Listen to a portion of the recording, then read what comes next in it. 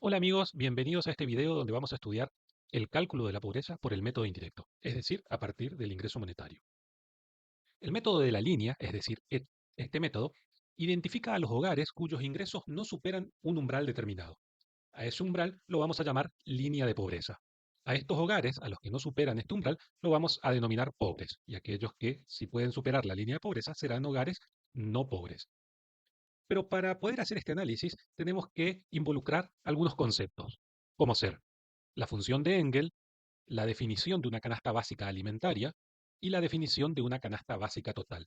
En el proceso de identificar esta distinción entre hogares pobres y no pobres, debemos definir previamente o estudiar previamente este conjunto de conceptos.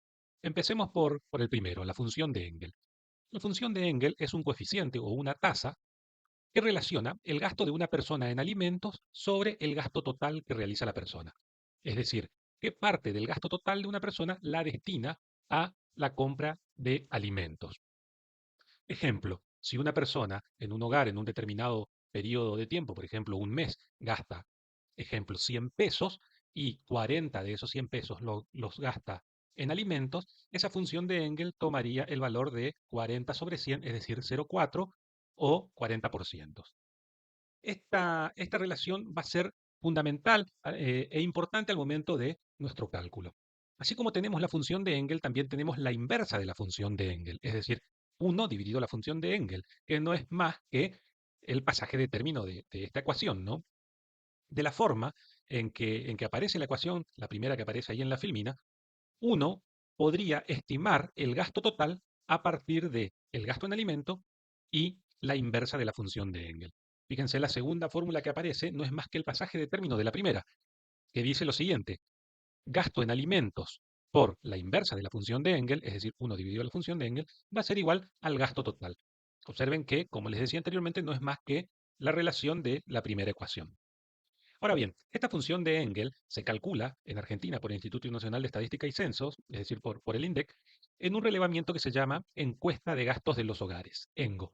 Y se hace, eh, no se hace todos los años, sino cada un conjunto de años, aproximadamente cada 5 años o más. No es estándar, digamos, el periodo entre encuesta y encuesta, pero lo que se hace en esta encuesta es calcular cómo gastan los hogares, cuál es el patrón de gastos de los hogares en virtud de las diferentes regiones de Argentina. Entonces, a partir de ello, se identifica cuál es el gasto en alimentos que tienen los hogares en virtud de la región en la cual están y la participación de alimentos respecto del total de gastos, y también cómo se compone el total de gastos. De esta forma, a partir de esta encuesta de hogares, se puede estimar la función de Engel, es decir, la relación que existe entre el gasto alimenticio y el gasto total de una persona o de un conjunto de personas, es decir, de un hogar. El segundo concepto que debemos analizar es el concepto de canasta básica alimentaria. Este concepto hace referencia a un conjunto de bienes alimentarios, en este caso, que cubren las necesidades nutricionales básicas mensuales de una persona, es decir, los requerimientos calóricos y proteicos de una persona en particular. A esta persona, a la cual vamos a llamar adulto equivalente, es un varón adulto que está entre la edad de 30 y 60 años. Eh, ¿Por qué utilizamos esta persona? Porque lo que hacemos es determinamos un estándar genérico sobre el cual vamos a hacer todos los restantes cálculos. Vamos a tomar a una persona genérica que por su contextura física corresponde a un varón adulto entre 30 y 60 años y vamos a decir que los requerimientos nutricionales de esta persona equivalen a 1, a un valor de 1, y a eso lo vamos a llamar adulto equivalente.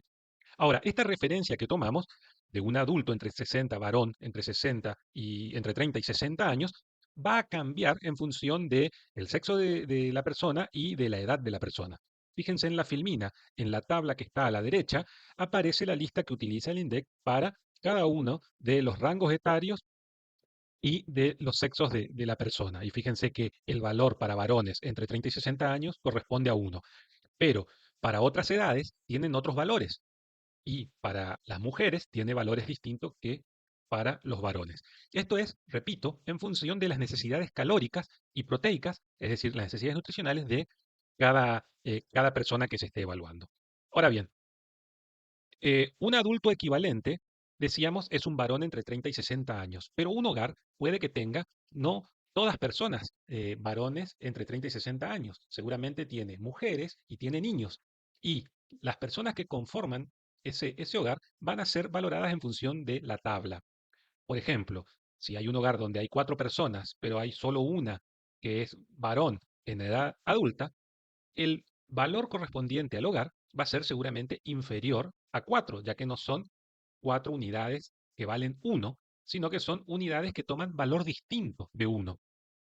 Entonces, para armar la canasta básica alimentaria de un hogar, lo que hay que hacer como primera medida es considerar qué cantidad de adultos equivalentes hay en un hogar. Por simplicidad, supongamos que hay un adulto entre 30 y 60 años varón y un adulto entre 30 y 45 años mujer, que vale 0,77.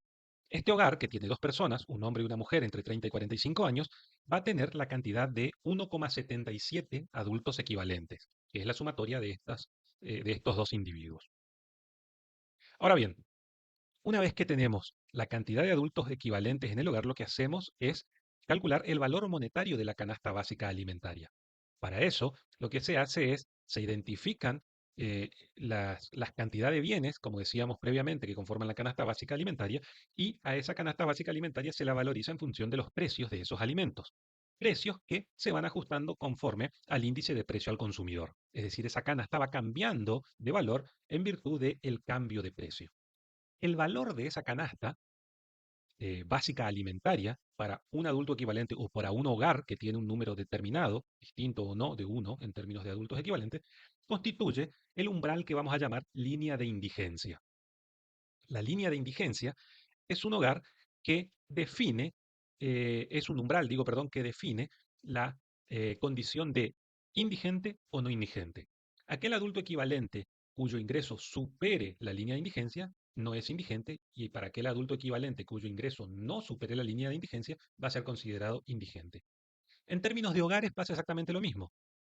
Aquellos hogares que en total tengan ingresos superiores a la línea de indigencia para el hogar, es decir, para el conjunto de adultos equivalentes que conformen el hogar, aquellos ingresos, decía, que supere esa línea de indigencia, va a ser no indigente, y para aquellos hogares que tengan ingresos totales por debajo de la línea de indigencia del total del hogar, van a ser hogares indigentes.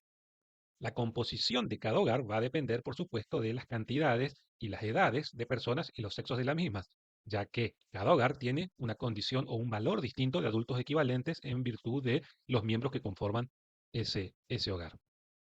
Entonces, para definir si una persona o un hogar es indigente, lo que hay que ver es si su ingreso monetario, ya sea de la persona o del hogar, según que esté evaluando, supera esa línea de indigencia. ¿Y qué es la línea de indigencia? La línea de indigencia está conformada o está determinada por el valor monetario de la canasta básica alimentaria. Ahora, una vez que hemos definido a la línea de indigencia, de la misma forma podemos definir a la línea de pobreza. Pero para eso vamos a usar aquella relación que habíamos hecho en la función de Engel, más precisamente la inversa de la función de Engel. ¿Recuerdan ustedes que el gasto alimentario multiplicado por la inversa de la función de Engel daba el gasto total del hogar o de la persona? Bueno, de esa forma podemos definir, teniendo la línea de indigencia, la línea de pobreza. Recuerden que la línea de indigencia lo que me define es el gasto mínimo en alimentos necesario para no ser indigente. De la misma forma, la línea de pobreza me va a definir el gasto mínimo necesario para no ser pobre, para no ser considerado pobre. Por lo tanto, estas dos líneas marcan esta misma relación que existe entre el gasto alimentario y el gasto total de una persona o una familia. Entonces, de la misma forma que el gasto alimentario multiplicado por la inversa del coeficiente de Engel da la canasta total, la línea de indigencia multiplicada por la inversa del coeficiente de Engel me define a la línea de pobreza.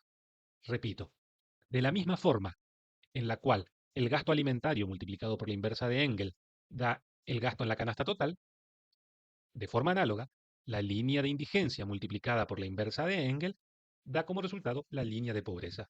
Y esta línea de pobreza es el umbral del cual hablábamos para definir si una persona o un hogar es pobre o no pobre. Todo aquel individuo cuyo ingreso supere el umbral de la línea de pobreza para ese individuo va a ser no pobre y aquel que no supere va a ser pobre. Lo mismo para un hogar. Todo hogar cuyo ingreso total supere a la línea de pobreza definida para ese hogar va a ser considerado no pobre y para aquellos que no la superen van a ser considerados hogares pobres. Préstese atención en la siguiente situación. La línea de pobreza no es un umbral uniforme para todas las personas o todos los hogares, ya que las diferencias en las características etarias o en los sexos de cada individuo o de los individuos que conforman un hogar definen diferentes líneas.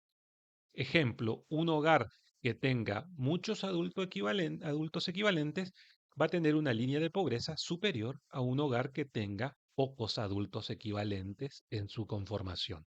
Por lo tanto, la línea de pobreza, recuerden, se calcula específicamente para cada hogar o para cada individuo en función de las cantidades de adultos equivalentes a las cuales equivalgan. Bueno, espero que haya sido útil este video. Muchas gracias.